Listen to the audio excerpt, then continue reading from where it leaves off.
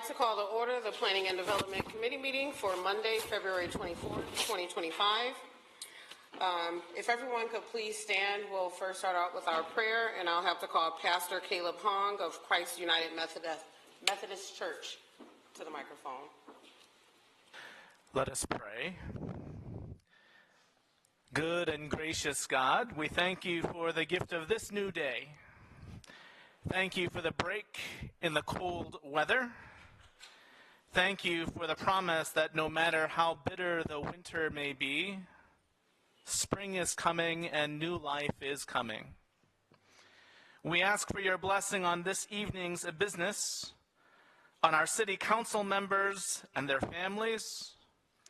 We ask for your blessing on the people of Rockford and all who are gathered this evening, that we would be united in our pursuit of making our city a place of hospitality, prosperity, peace, and justice for all. Lord, grant us vision and compassion and unity in all that we say and do this evening. We pray all this in the name and for the sake of love that binds us all together. Amen.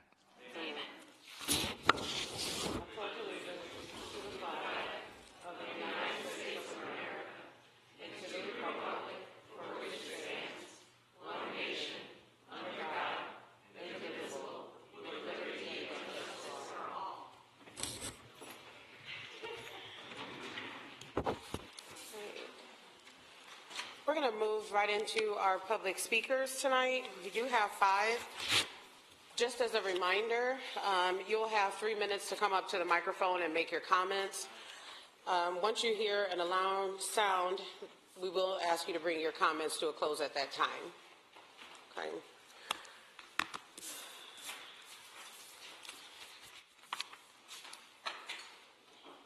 Tonight's first public speaker is Denzel Winter.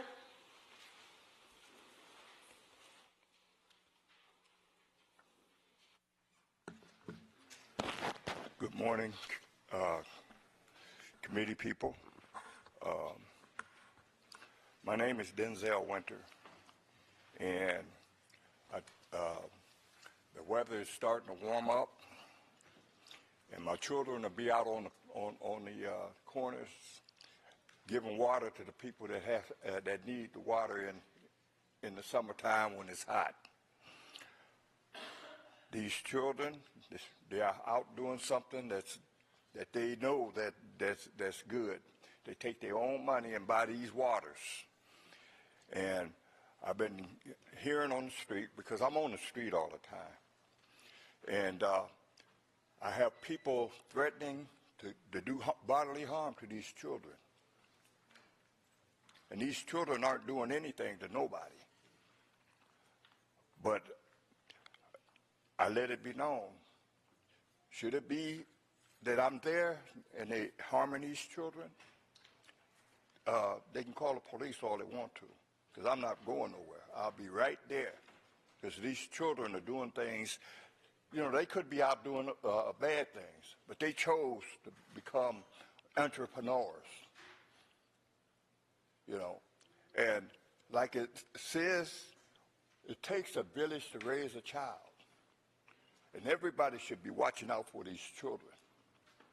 With all these people going around trying to harm these kids, steal these kids and stuff like that.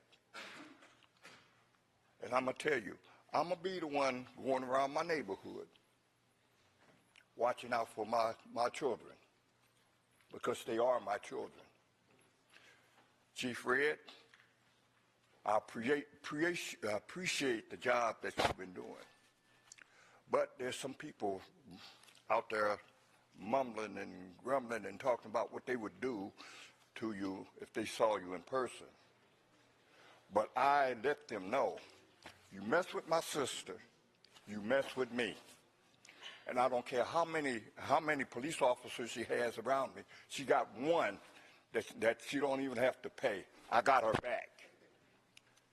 And this is ridiculous. These children ain't doing nothing to nobody. And I've been around here for a long, long time. I was under your dad, Mayor. I was a building inspector for your dad and for Charles Marks. I love this city. And we shouldn't have to go through all this garbage that we're going through now. Because I tell you, we have a president. All he's doing is sowing discord. And the thing of it is, we had people voting for him. Oh, he's going to do this, and he's going to do this. My Palestinians, see what he's doing to you guys. Get out of your own land. Thank you. Keep your eyes open.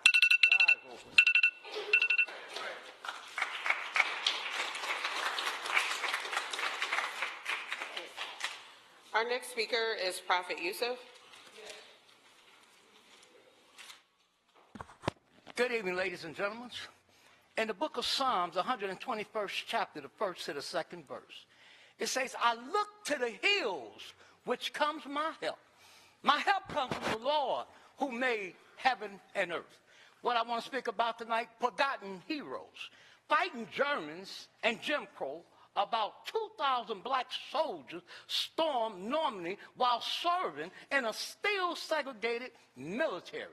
It was the most massive amphibious invasion the world has ever seen, with tens of thousands of Allied troops spread out across the air and sea, aiming to get a toehold in Normandy for the final assault on Nazi Germany.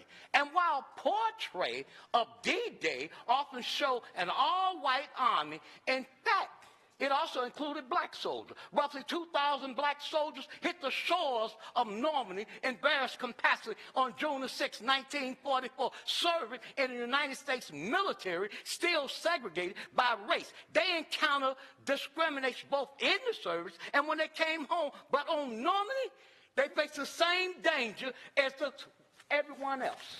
The only African-American combat unit that day was the 320 Barrage Balloon Battalion, whose job was to set up explosives, rig balloons, and her German plane.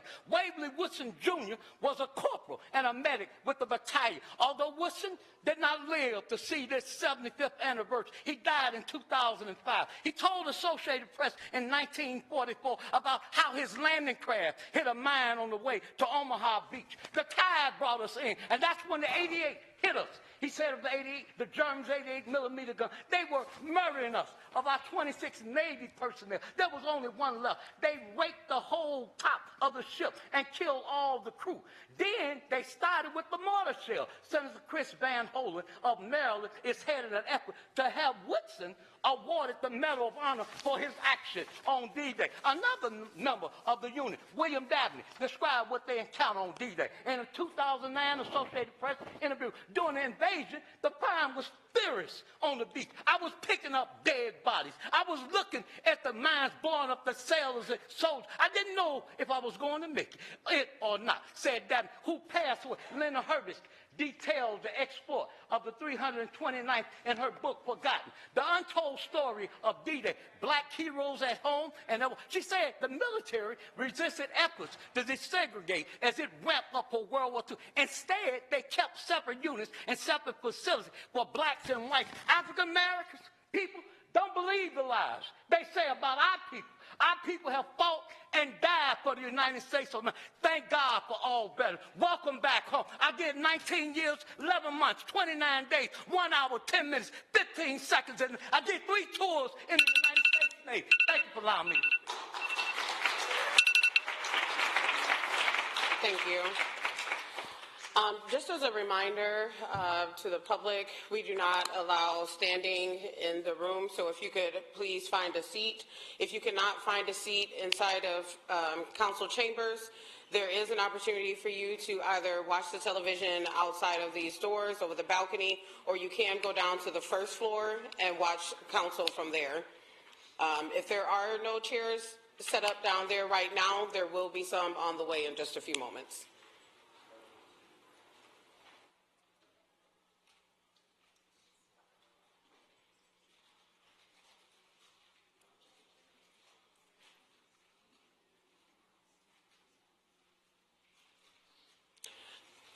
Also, if any chairs do become available after public speaking, feel free to come back in once others do leave.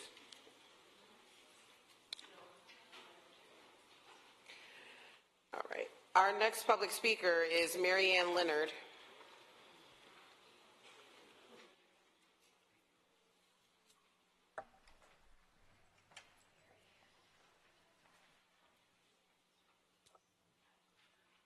I'm here to ask that the Welcome to Rockford sign be all-inclusive. I've heard that somebody's suggesting making a change that would be a limiting message. I simply want it to say, welcome to all, Rockford.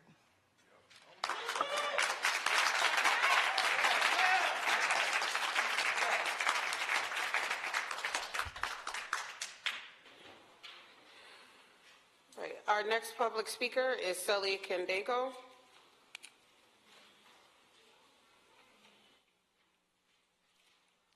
Hello, everyone. Thank you for having me. My name is Sully Cadengo, and I've been a proud resident of Rockford for the past 40 years. I stand here before you today to express my unwavering support for the Rockford All People Are Welcome sign. It was shortly after founding my business in 2018 that I became aware of larger issues regarding inclusion in Rockford, which prompted me to get involved in the community. I wanted to help ensure that all residents feel at home and valued, something I didn't always experience growing up here. Selfishly, I also aim to contribute my small grain of sand to creating a better city and environment for the family I'm raising. In recent years, I have witnessed a remarkable transformation in our community. Our city has embraced inclusivity, hosting community and family-oriented events that celebrate our diverse backgrounds. At these gatherings, I have seen firsthand how residents from various cultures come together, share stories, and build relationships. Most importantly, I have never experienced violence at any of these events, only camaraderie and joy. Rockford's commitment to inclusivity has not only improved our community spirit, but has also garnered national attention. Recent data highlights that our crime rates have declined, and Rockford is increasingly recognized as one of the best places to live. This is a testament to our collective efforts to create a safe and welcoming environment for everyone. I want to address a misconception that welcoming all people somehow invites criminal behavior. This assertion is not only unfounded, but also ignorant. There is no data supporting the idea that cities with welcoming messages experience increased crime rates. In fact, many communities that embrace inclusivity see improved safety and cohesion among residents. I urge you to consider how keeping the All People Are Welcome sign will reflect our city's values. This message does not diminish Rockford. Rather, it enhances our reputation as a compassionate and inclusive community. We want to attract new residents, visitors, and businesses who value diversity, and a welcoming sign sends a clear message that Rockford is a place where everyone can thrive. Let us not be swayed by fear and divisive rhetoric. Instead, let us stand together and affirm that Rockford is a community that welcomes all people while maintaining safety and respect for one another. Keeping the sign as this will only strengthen our community and show the world that we embrace our differences. Thank you for your time, and I hope you support the resolution to keep Rockford All People Are Welcome sign. Together, let's continue to build a city that's a beacon of hope and inclusivity. Thank you.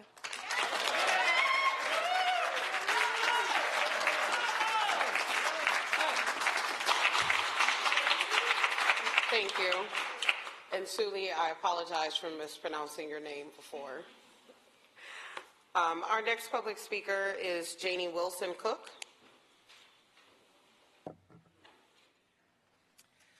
I will be reading a letter that I sent to my alderperson, Ms. Tarina, earlier today. Apparently, there is a resolution to be considered at tonight's meeting to affirm the sign at the I-90 and East State Street entrance, which says, Rockford, all are welcome. In response to a complaint from Alderman Tuneberg, Ward 3, the alderman's comments during the February 10, 2025 meeting opposing the message on the sign were reflective of very recent anti-immigrant messaging heard at our federal level, which is not in keeping with the U.S. Constitution concerning the fair treatment of all people under the law. Alderman Tuneberg's comments also flout the spirit and meaning of the Equal Protection and Equal Rights sections of the Illinois Constitution. Every single citizen of Rockford, now or in their family's past, is an immigrant to the Rock River Valley, which, before Germanicus Kent, Thatcher Blake, and Lewis Lemon discovered the ford over the Rock River, was, until 1834, populated solely by the indigenous peoples of the Winnebago and Potawatomi tribes. It's way too late to stop welcoming immigrants. As a born and raised citizen of Rockford, a 34-year resident of the 5th Ward, and the wife of a naturalized American, I express support for the resolution affirming this inclusive and welcoming message for all of Rockford. I am acting as an individual and not on the behalf of any organization, civic or religious. In a land of immigrants, it's not brave for me to stand up for equality. It is far more braver to declare one is more entitled just because their ancestors arrived here earlier. Thank you.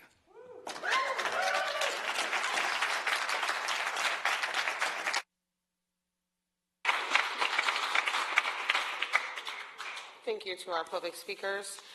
We'll move right into tonight's agenda. Clerk, will you please call the roll? Here. Here. Here.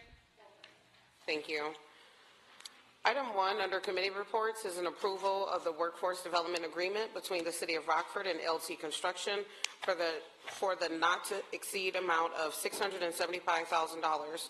The funding source is revenue replacement through the American Rescue Plan Act, ARPA funds. Do I have a motion to approve?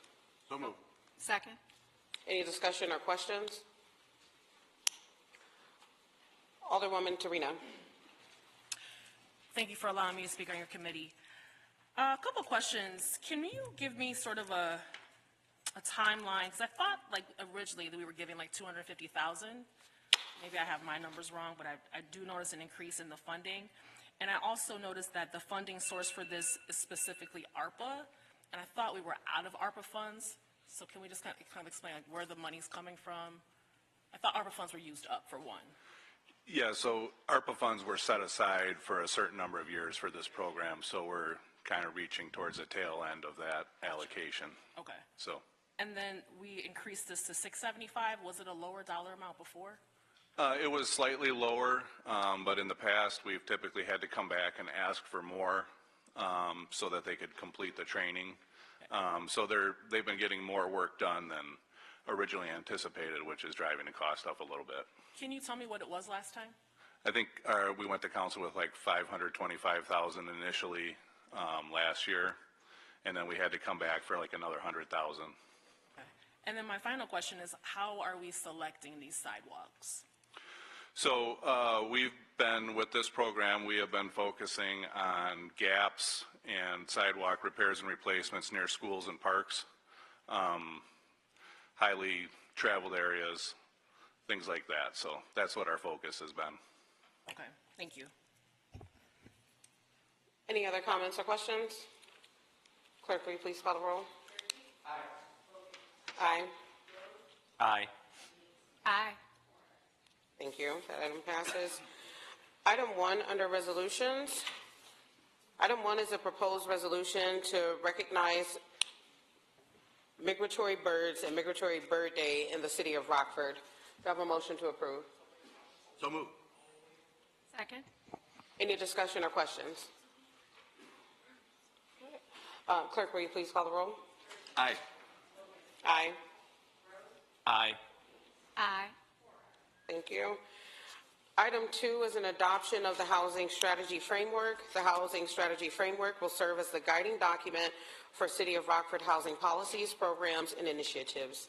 Do I have a motion to approve? So moved. I'll second.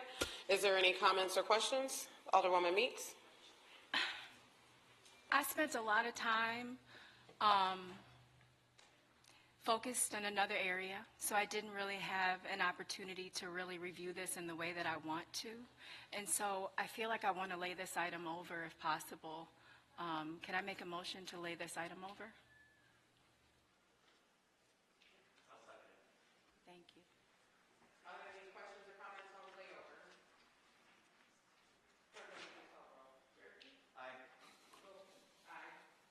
Aye. Aye. Thank you, Sarah.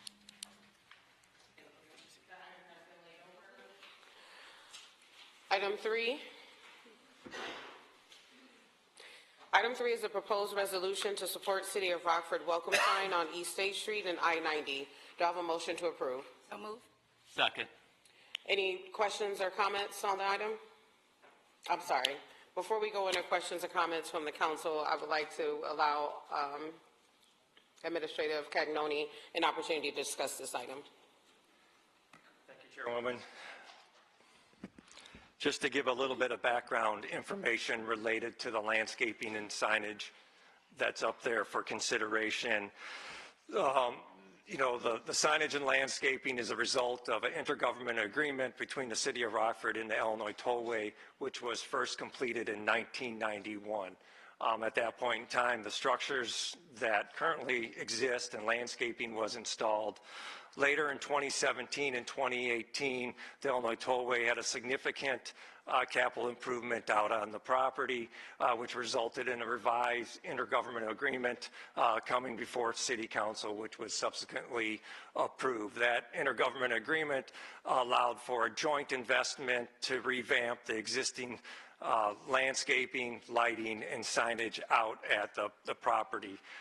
The vast majority of the landscaping improvements were done by the Illinois Tollway at an amount of approximately $185,000. Within the IGA, it identified an additional $30,000 investment that would be coming from the City of Rockford. The City of Rockford partnered with RACVB and Go Rockford on the project. It ultimately became also a part of the Forest City Beautification Project at that time.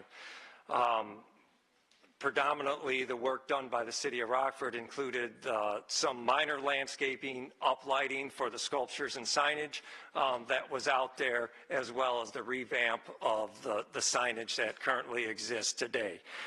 So an artist by the name of Justice Rowe was commissioned to do the mural that sits on the sculptures.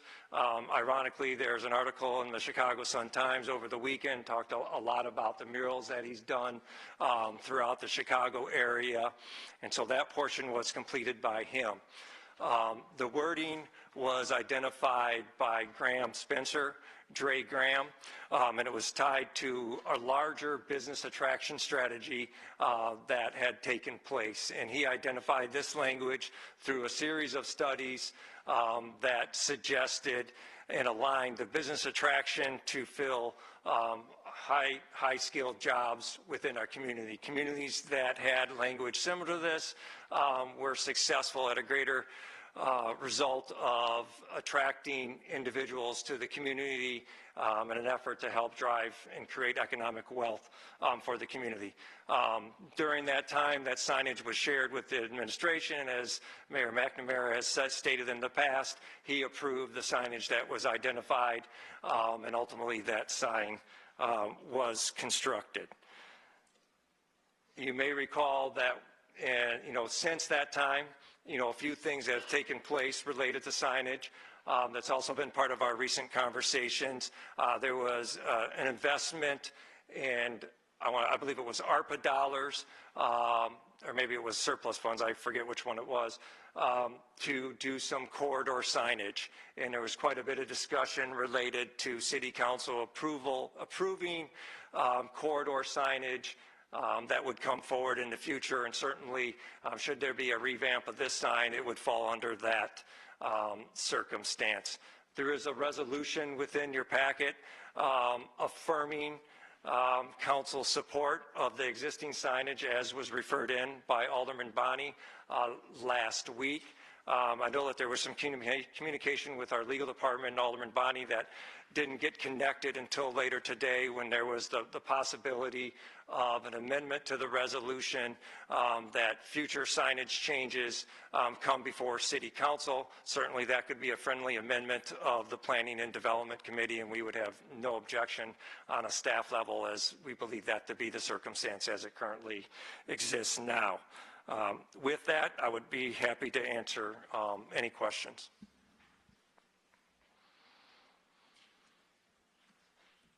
Alderman Tuneberg, I'll start with you. Thank you, and thank you to all who reached out today. Had some great civil conversations, and had some very lively couple emails, to say the least. So for those of you who have come here tonight, thank you for showing your vigor and such within our community. To give a little timeline going back, some people on council were here at that time, some people were not. Some of you may have heard me talk about this previously during this timeline. Going back a number of years, approximately 7 or so years ago, there was talk on city council on becoming a sanctuary city. It was termed a welcoming city. There was vigorous debate. Myself pointed out specifically a part of the ordinance that had stated if there, so my question was, according to what this ordinance had stated, was if there was an individual who was pulled over, according to the ordinance, as long as they produced a valid government-issued identification card, that no further questions could be asked. So my follow-up to legal was, if an individual produced a ID that was coming from North Korea, Iran, some country that maybe is on our terrorist list, that law enforcement officer would not be able to ask any more questions. Our city legal director had given the answer that that is correct. So I had an issue with that. A few other aldermen stated their issues. I think there were maybe some aldermen that maybe hadn't, due to possibly no fault of their own, read through it as thoroughly as a few of us did. But it was apparent at that time that Rockford wasn't at that time ready to be a sanctuary city. It died. In fact, it didn't even come up for vote. It just died on the floor for the most part, if I remember correctly. So again, a week or two later, as I've stated here before, the Rockford paper did an op-ed and pretty much reamed on Alderman Durkee and I for speaking up against it, but failed to even mention Alderwoman Hervey, who was adamantly against it. So I think it made for a good story, I guess, to fit the narrative that you went after the white male Republicans, but you failed to mention a black female Democrat. I can handle it. I can handle it. But I just don't know why. I don't know why that was the case. Because there was someone that spoke up, Alderwoman Hervey, as much I think as we did. But going forth, we did not vote on becoming sanctuary city. Shortly thereafter, the sign had gone up, and I started receiving calls, are we a sanctuary city? And I didn't know we were a sanctuary city.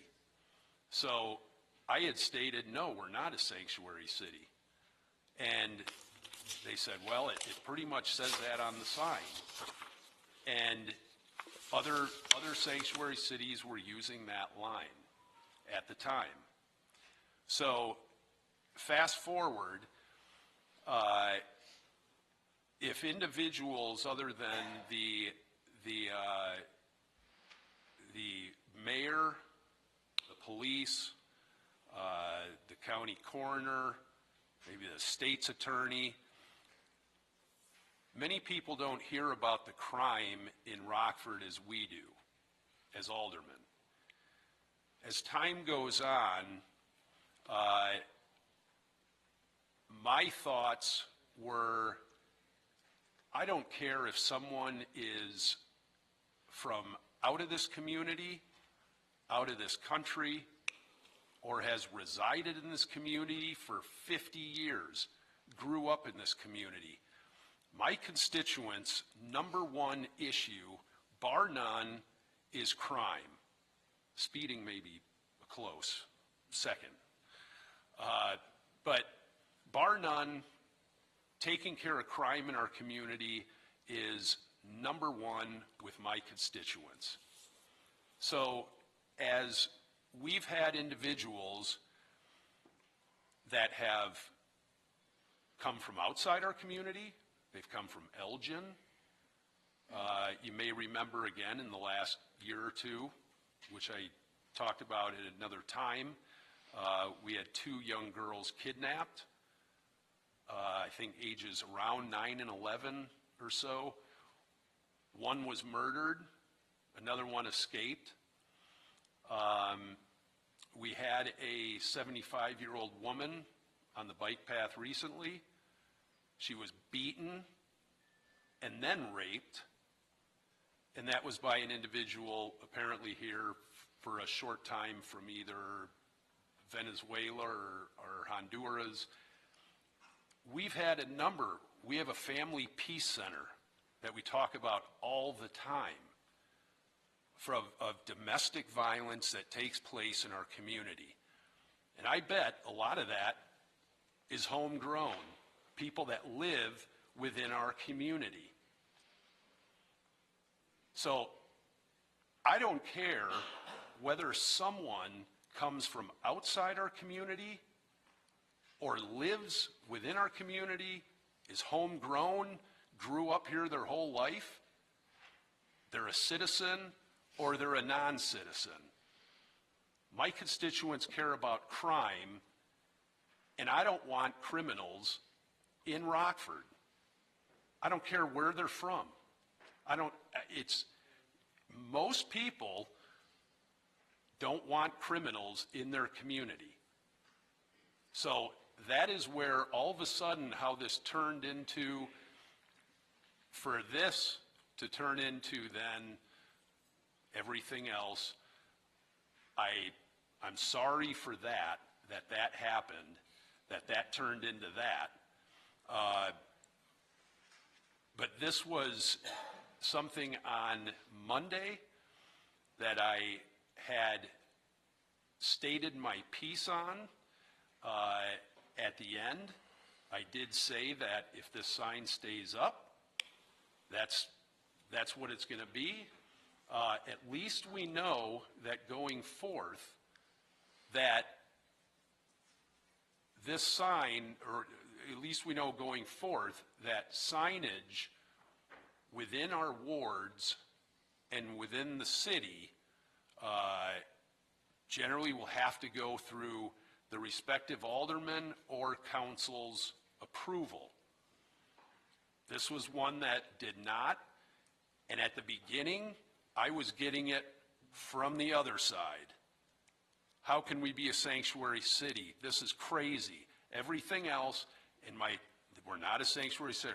Now I'm getting from this side, the other side. So just realize that you get it from both sides. And so if you want to then state everything which I think you should, be transparent, that is what the position is. But at the end, when Alderman Bonney, when I stated that, I was done. That was it. Sign's going to be there, fine.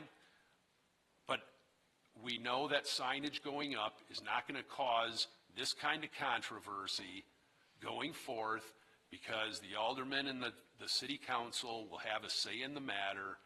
And Alderman Bonney, and I'm not putting anything forth on you because you thought it the best at the time, I'm sorry, 14th Ward Alderman, that we put a motion up to vote on it.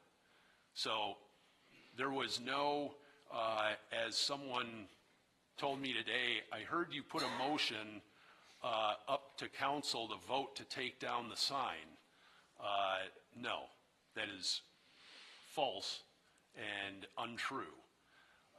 So that's where we stand right now. Today I had a call, in fact, probably about an hour conversation I found out today, as I told the mayor earlier in chairman's meeting, that I learned more today about this sign than I did in 7 years.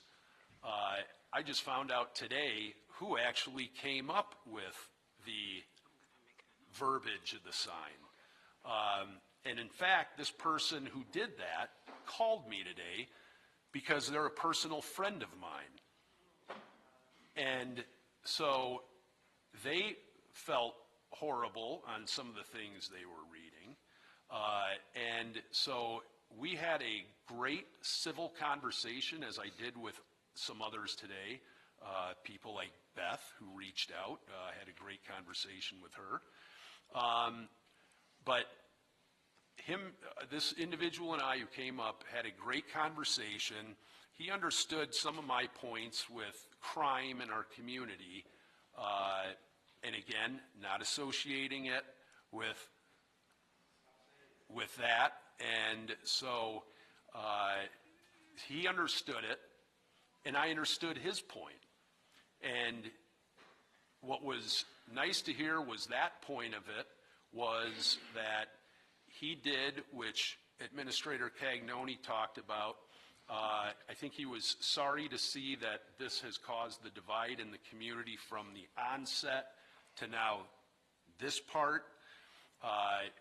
He had said, Chad, this was really to try to draw people here for the needed jobs such as at Woodward and UTC, and he explained thoroughly and candidly and very transparently what his intentions were, and I fully understood that. And so I will close now, for many people, thank goodness. Yeah, thanks. So that to those individuals out there who believe that sign means that we are a sanctuary city, it does not. And for individuals who think anybody who has any thoughts on that, it's completely two different things. And so for individuals that like the sign, it's going to stay. And I think that those individuals also can realize that it does not mean that all people are welcome, meaning criminals, and that means that. So, thank you.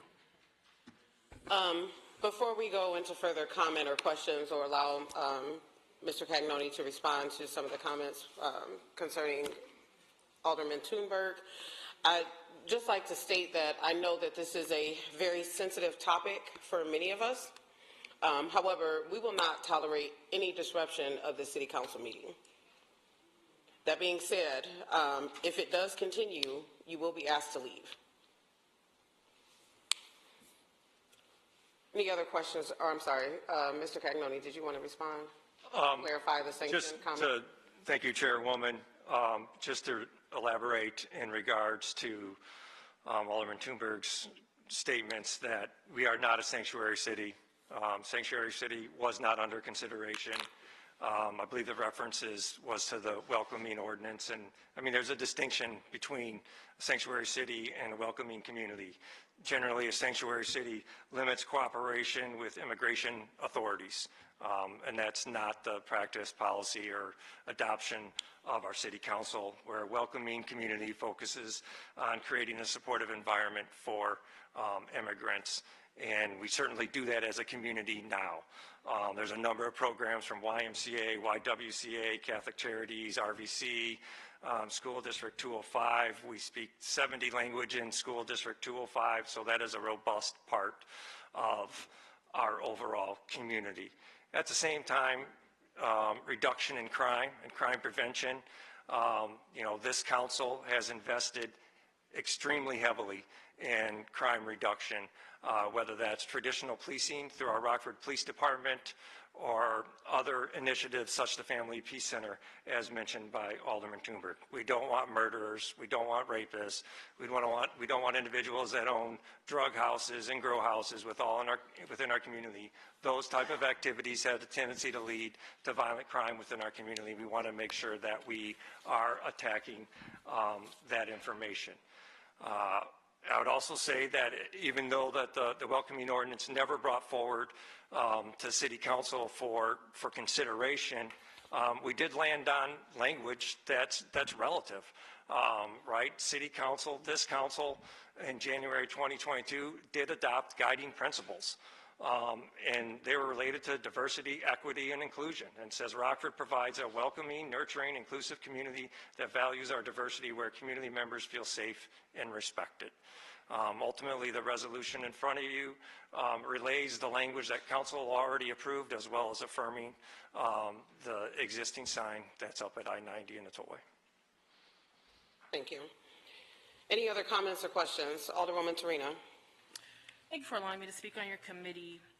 First, I want to just thank the residents. I personally love it when we see you guys show up. We love it when it's not empty behind us and people stand up for things in our community. It's very, it's noble and it's appreciated, and I want to see more of it. Thank you specifically to the residents that did reach out to me. I responded back to everyone. I will absolutely not be voting to change a sign. It's ridiculous. But I was just, in my own research, there was something that I read. I don't have the source, but it's quick and it's sweet, and I thought it just kind of sums up how I feel about this. Crime is about behavior, not identity.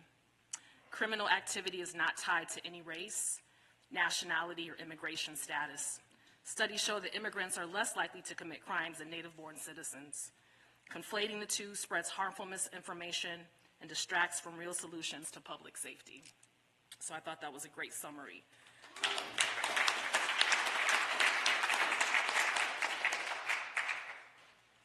My question, though, is this. We as a city council, I don't know if it was last year or 2 years ago, we sat and voted, wrote it together. We also voted on a city value statement.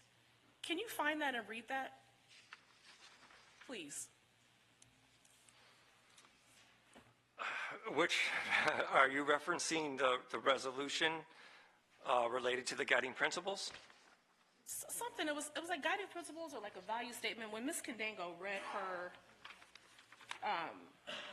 her public comments, it made me think that we sat and came up with like a value statement for our city, some guiding principles for our city, and there had to be some sort of like summary statement that we all agreed upon. I'd like to know what that was. So most certainly the guiding principles came out of a couple of working sessions that City Council had and ultimately voted on in January 2022.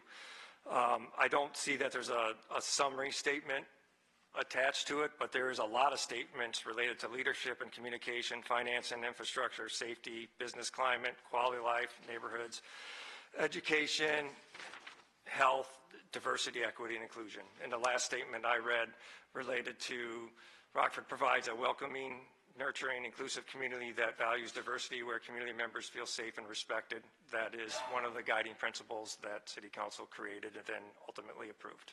Perfect. Thank you. Alderman Bonnie? I got you. I got him. Oh. Go ahead. First a question. The alderman from the 3rd Ward, and I was off topic, had a conversation with someone in the media today, and I think we also ought to consider changing our rules so that we don't have to refer to each other as alderman from the ward, because it's very news media unfriendly, because nobody's going to want to use a comment that says alderman from the 3rd Ward, begs the question, who are you talking about? Anyhow, when Alderman Tuneberg mentioned that we now have an agreement of the council to have future signage, corridor signage, welcome signage, require city council approval. We've had that discussion on the council floor, but we haven't actually approved anything in writing to that effect, have we? It's a question for the city administrator. I know that we articulated that, you know, future signage that would come before the committee or was sponsored or approved or funded through city council, for lack of a way of defining the type of signage that we're talking about, we would bring forward to city council. And for the most part, that type of signage is typically going to come through council one way or another. But we want to be more specific to the will of council to identify what the signage is, the specifics, so that it gets approved as part of any package. So are we going to receive that in writing at some point? I mean, the email I sent today was really along the lines of, and to be more specific about, I think, what Alderman Meeks was referring to. This was forwarded to me, and I didn't look at it until today because 7 of us are up for re-election tomorrow. That's what I think you're referring to, and that's why I didn't look at it until today. I mean, I knew it was coming. I spoke with the mayor about it, but I didn't actually look at it till today. So if that's not coming, I'm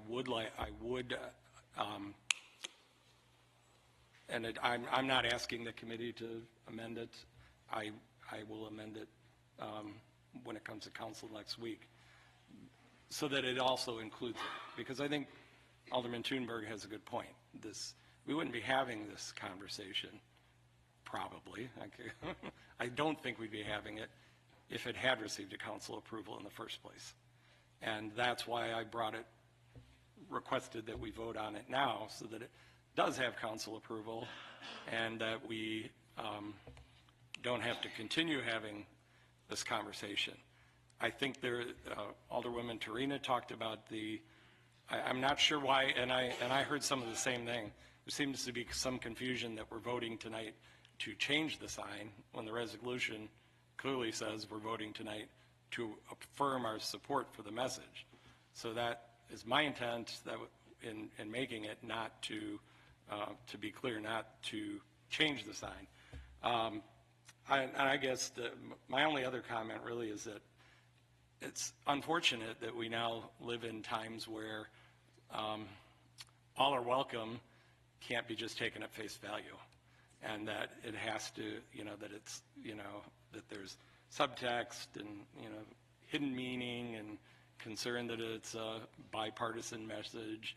And I get that. I mean, those are the times we're living in. But I think half of us were not on the council when this message was originally put on that sign, and I don't think the council would have not approved it if it had been put to the council at that time, and I don't think the council is going to reject the message now. But it's unfortunate that that's where we are as a country, and I guess as a city. Thank you. Thank you. We would support a friendly amendment from any of the Planning and Development Committee members, understanding that it doesn't have to be in writing at committee. So if there's an amendment that future corridor planning or similar type signage sponsored by the city requires city council approval, that would be completely acceptable on the staff level. Thank you. Alderman Rose?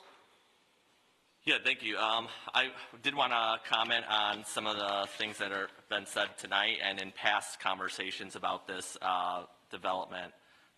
First, I guess one of my questions, I first want to recognize Third Ward Alderman for reaffirming that idea that it's not a sanctuary city sign, but I do want to address the idea of sanctuary city because I think it's very important for this discussion. And this is for staff. Are you aware of any federal definitions of what a sanctuary city is? So I don't know if there's a federal definition, but a common language would be similar to what I stated earlier, limits cooperation with immigration authority. Okay. And the reason I ask that is because there is no federal definition of what a sanctuary city is.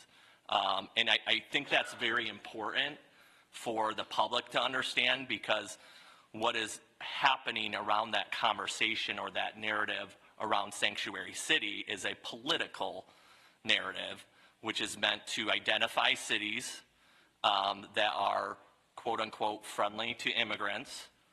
And I say immigrants, not illegal immigrants, friendly to immigrants, where then that narrative is used to co-opt our policing and our law structures to go in and to target those populations. And I think it's important to understand that this has happened historically here in the United States since the founding of our country. Back in the late 1700s and early 1800s, there were efforts during the French Revolution where our federal government limited French people from accessing our country due to the rabble-rousing of the French during their revolution. We saw it in the 1860s when Irish immigrants were limited due to the fact that they were labeled drunks. They were labeled, obviously they come from Catholic backgrounds, and the nativist populations did not want to see that population grow here. We saw it in the late 1890s when Jews and Austrians and Russians were targeted. In their case, they were targeted with medical exams when they were trying to come to the United States, and the doctors that did those medical exams would look at their paperwork and see that they were Jewish, Austrian, or Russian and deny them on the spot. We saw it in the 1924 Immigration Act against the Chinese. We are now seeing it against Hispanic folks and any basically brown folks in this country. And so I think it's important to call out both the history of this and how our immigration laws have often been co-opted to criminalize immigrants, but also the fact that we have a constitution that protects against this type of discrimination. First of all, being an immigrant should not make you liable to be asked questions from law enforcement. We have this thing called jurisdiction, okay? Jurisdiction means that certain law enforcement bodies can only operate within those frameworks. For example, we have cyber crimes. Who's in charge of cyber crimes in this country? The FBI, because they happen across state lines. Who's in charge of tax crimes? The IRS is in charge of tax crimes. No other body, our police department, doesn't go asking people about their taxes or seeing their taxes. The IRS does that. And I think it's very clear to recognize these jurisdictions, because it's important to understand that who implements immigration law in this country? ICE and our Border Patrol. And so what we're seeing here is an uptick in a conversation where individuals want to deputize local police departments, sheriffs, city departments, state police to be their deputies in enforcing this law. And again, based on the Constitution, we should be protecting against that. I think that's very, very important in following our Constitution. And I think it's also important to understand the connection between the enforcement piece and the uptick in the use of private prisons in this work. Is that private prisons have seen major investments since the Trump administration was elected. And I will share with you that GEO Group, which is one of the major prison companies in the United States, saw 100% growth in their stock price after he was elected. And it's no accident that those same companies are housing these immigrants in our country. So I will say it, I will continue to say it. This is no accident that these types of conversations and narratives are coming up, because people want to make money off of it.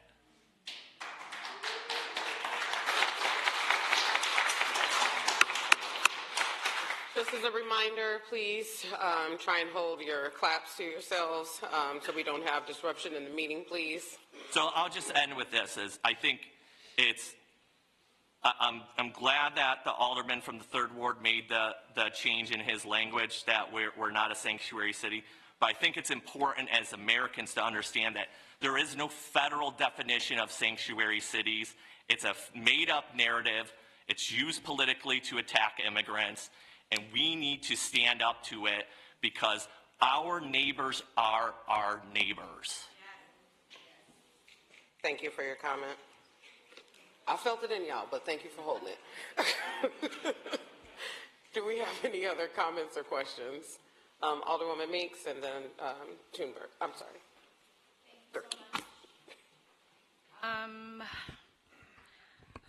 We've been talking about this for a while now. So I would much rather be having a vigorous conversation about the housing framework and really diving into that, because it was so important. But here we are talking about this, and I just want to say that I am very proud when I drive into the city and I see that sign. It makes me happy. It's bright, and it says words that I love to see, because I believe that to my core, that we want to welcome everybody. And I feel you agree too, Alderman Tuneberg, but I just want to point out one thing. Just recently, the city of Rockford posted information about the year-end crime stats. So I just want to repeat again for those that have not been able to read that we have had a significant decrease in property crime since 2016. We're down 35% from 2016 to 2024. And although it's not a continual decline, so I love the transparency, we're down 38% in violent crime from 2016 to 2024. And our homicide rates have fallen drastically since they peaked in 2020. And an individual, I don't know how to say this because has been charged in 16 of the 18 homicides in 2024. So of 18, 16 of those individuals that committed those crimes have been caught by our police department. And we gave out 15,815 citations or warnings in 2024, which is a 48% increase from 2022. I know some people won't like to hear that, but some people love hearing that because that's what they've been requesting. I border the 3rd Ward, so we have very similar residents. And I know what I experienced today, and I have to know what you experienced too. And I'm glad that you had civil conversations. I think that you'll always have civil conversations with these individuals in this work, because that's what we are. We're civil people. And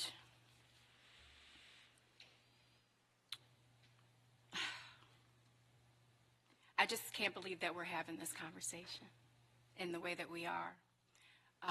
But I don't believe that anybody wants to see this sign go anywhere. I think they love it just the way that it is. And coming from a finance department, and your goal is to be, watching that money, to want to tear down this sign and bring something else that is not couldn't possibly be as inclusive as what's on that sign right now. I don't understand it. But here we are, in my opinion, wasting a lot of time on city council. A lot of time. And I would rather not do that. So I'm going to stop talking, and hopefully we can all move forward and stop talking about this, because I don't think the sign's going to go anywhere. Thank you. Thank you. Alderman, I keep wanting to say Tuneberg. Alderman Durkee. Thank you, I have no idea why this is in front of the council. If we voted no, what happens to the sign? Nothing. We don't even really own the sign. And to tell you the truth, you know, we all get what the sign means. So we heard all kinds of history that has nothing to do with the issue on the floor. We're running down rabbit trails. The sign's going nowhere. It's got a pretty good message. And I just don't get it. So if we vote no, nothing happens. So I agree with Alderman Meeks. It's a total waste of time. Alderman Tuneberg. Thank you. Yes, and I would agree we're done with this. And crime stats, yes, they are down. I appreciate that. We've done a lot of work on council, and that is one of my biggest things as alderman is the crime portion. So I'm glad you did put those statistics together for your comments. So thank you, and we will move forward and continue to get our streets done as well coming this year. Thanks. Thank you. Any other comments or questions? Clerk, will you please call the roll? Aye. Aye. Thank you. The item passes. Is there a motion to adjourn? Any questions or discussions? All those in favor say aye. Aye. Any opposed, same sign. This meeting is adjourned.